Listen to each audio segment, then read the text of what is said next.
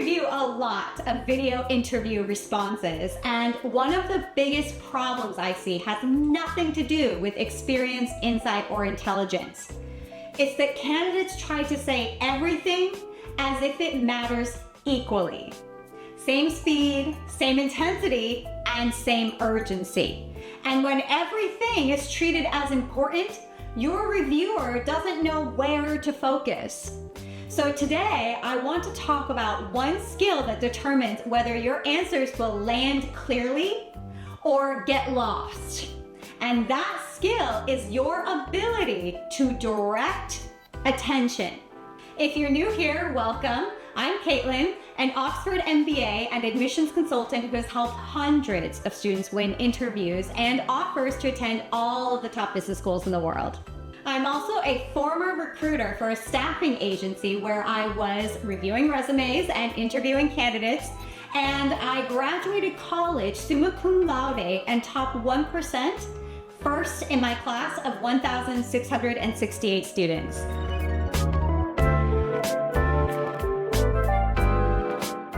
Clear communication is about making it obvious what matters.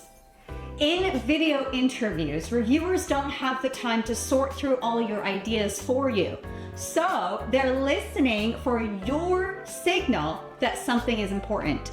If your delivery doesn't guide them toward meaning, your insight gets lost, even if it's good. That's why two candidates can say nearly the same thing, and one will sound thoughtful while the other sounds scattered. The difference isn't intelligence, it's the ability to guide attention.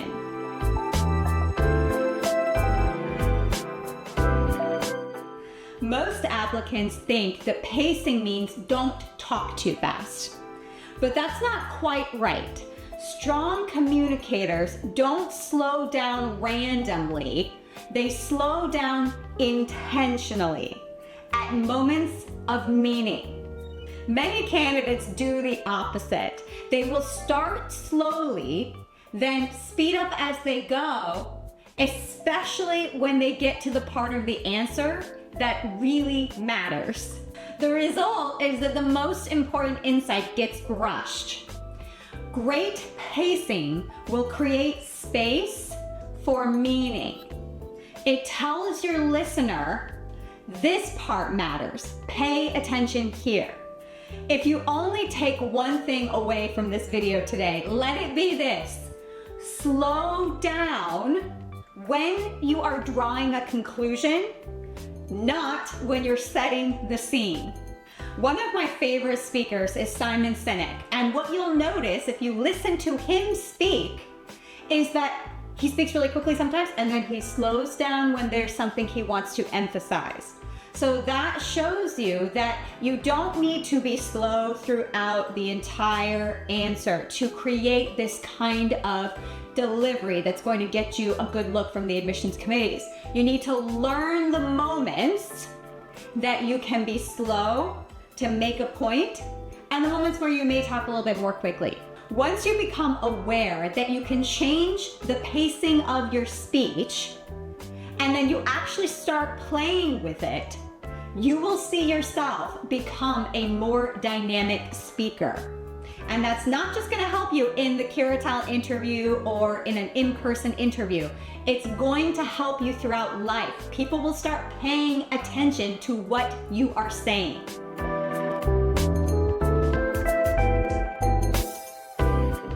I want to explain this using something that I know very well, which is dance. When I first started teaching dance, I would see these beginning students who had never taken a dance class in their life start out by trying to take enormous steps. And this was very, very common. And so they would be trying to step way over here when I said step to the right. And so I would tell them, look, we don't need to cover so much distance. You can take a smaller step. And that would instantly improve their ability to stay on time and to be rhythmical.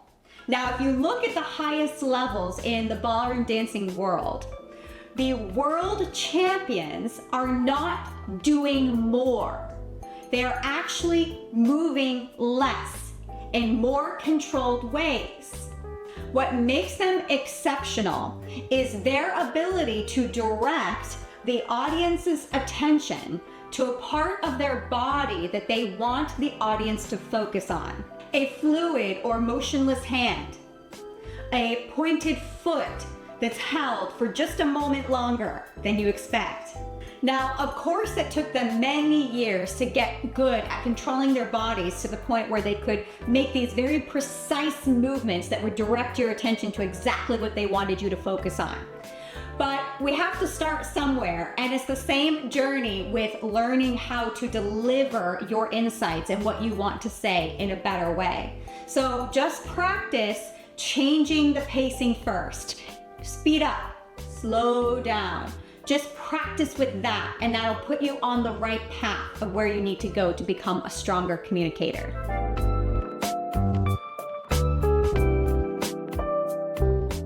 Okay, let's take an example now. I'm going to show you how you could take one sentence and slow down on one word, a different word each time, and how that will change the meaning of the sentence and the insight that you are trying to communicate. The sentence is, I learned that leadership means making difficult decisions under pressure. Now, let's listen to this sentence said 3 different ways. I'm going to read it 3 times. The first time, I'm going to emphasize learning. Second time, I'm going to emphasize leadership. And the third time, I'm going to emphasize pressure. I learned that leadership means making difficult decisions under pressure. I learned that leadership means making difficult decisions under pressure. I learned that leadership means making difficult decisions under pressure. Now, the key is that none of these versions are wrong answers. They just have the focus on different concepts. So the first version, we focus on the learning. So if you wanted to highlight growth in one of your answers, then you might want to emphasize that word. The second version was about leadership. So if you wanted to show how you stepped up and you led something, then the leadership word would be a good one to slow down on. And the third one was all about the pressure. And so that would be one where if you wanted to emphasize the stakes in an answer, you would focus on the pressure part of that sentence. So you see, it was the same sentence, but by highlighting specific words in it, we directed our listeners' attention. Video interviews are a constrained environment by design. You have limited timing, one opportunity to respond normally, and no chance to clarify afterwards. So if you learn how to control your pacing, it will show admissions committees that you know when something matters. And that's going to go a long way in the Cure Talent interview.